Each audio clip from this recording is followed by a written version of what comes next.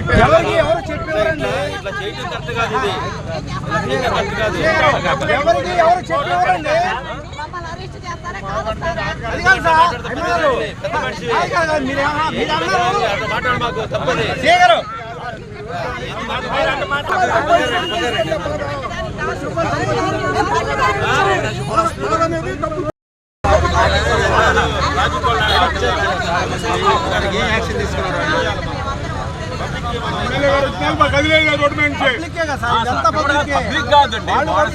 Government employee 15 రోజులు ఎట్లుంచుకోలేదు ఇంట్లో అప్పటి కోర్టుకు సార్ అండి.